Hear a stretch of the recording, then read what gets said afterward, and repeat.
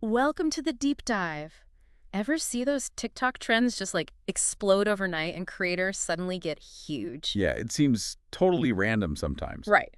But it's often not just luck. A lot of successful TikTokers, they're actually planning these things strategically. Absolutely. It's calculated. And if you're listening and thinking about growing your own social media, maybe boosting your profile, you might want to check out rapidboost.net. It's a place where you can, give your profiles a bit of a kickstart. Which could make launching a trend even more effective, giving it that initial push. Exactly.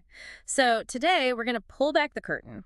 We want to get into how these TikTok trends really start, and maybe more importantly, how you could potentially spark one. Yeah, our mission here is to really unpack the mechanics behind it all.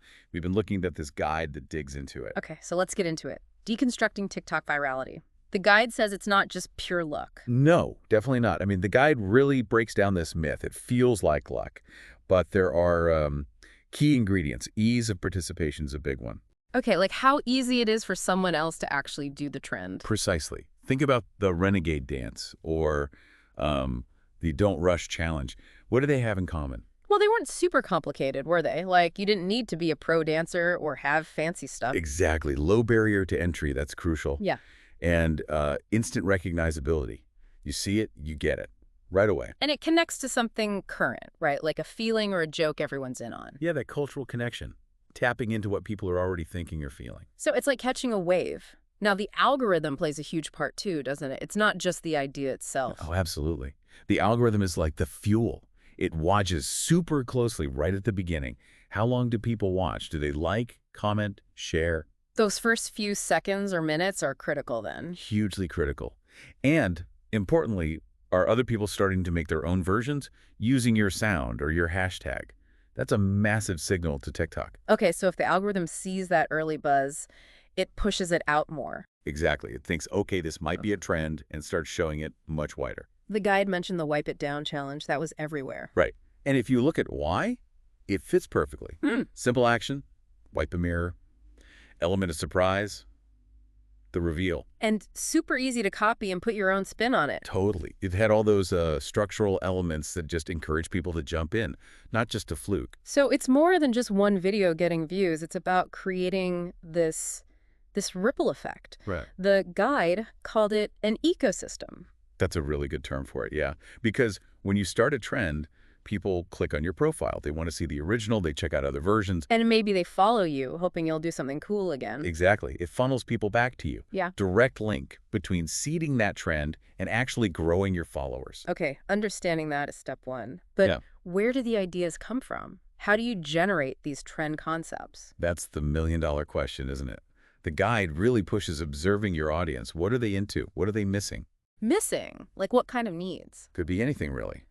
A fun escape, useful life hacks, finding a community for a niche interest, even just an inside joke that a certain group gets. So you're looking for gaps, almost, little sparks that haven't caught fire yet. Right. And then for brainstorming, the guide suggests practical stuff, like actually scrolling your For You page, Mm. but actively looking for patterns. What sounds keep popping up? What styles? Instead of just passively watching. Yeah, be analytical.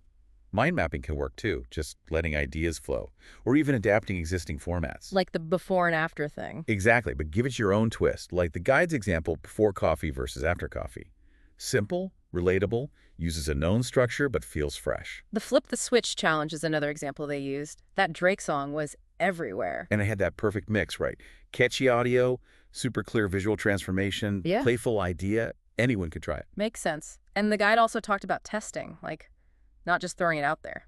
Yeah, the soft launch idea. Share it with friends first, or maybe tease it in the story. Get some feedback. See if it actually clicks with people before you go all in. That feedback is gold. You can tweak it, make it clearer, fix confusing bits. It seriously ups the odds of it taking off.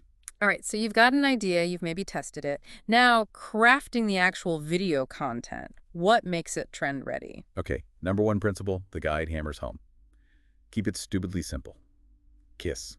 Ha, right. Keep it simple. Seriously. It needs to be understandable and doable in like 15, 30 seconds max. Think about it. TikTok moves fast. If it's complicated, people just scroll past. It has to be accessible, even for someone just quickly glancing. Exactly. And that means clear instructions are vital. Don't make people guess. How do you make instructions clear in such a short video? Use text overlays, keep them short and punchy, like try this or duet this if. Uh-huh. Show, don't just tell. Demonstrate the action clearly or spell it out in the caption. Okay, simple, clear instructions. What else? Sound and hashtags. Oh yeah, absolutely core. A memorable sound is key. Could be original, could be a trending track you use cleverly, maybe a funny voiceover. Something that sticks in your head. Right, and pair it with a unique, punchy hashtag. Something easy to remember that isn't already swamped with other videos. Make it your brand for the trend. And the editing matters too. Hugely. Snappy cuts, maybe surprise transition, even just a well-timed pause can make a big difference. The guide mentioned the freeze frame trend, that pause was everything for the comedy. Yeah, the timing was perfect. And the hashtag silhouette challenge, that was massive. Why did that work so well according to the guide? Well, it hit that sweet spot. Technically simple, just needed a specific filter, right? Yeah. But the visual payoff was really alluring, captivating. And the instructions were pretty straightforward for using the filter. Exactly. Easy to do, looked amazing, recipe for viral success right there. Okay, idea nailed, content crafted, time to launch. How do you get it out there effectively? Timing is a big one the guide stresses. Post when your people are actually on the app.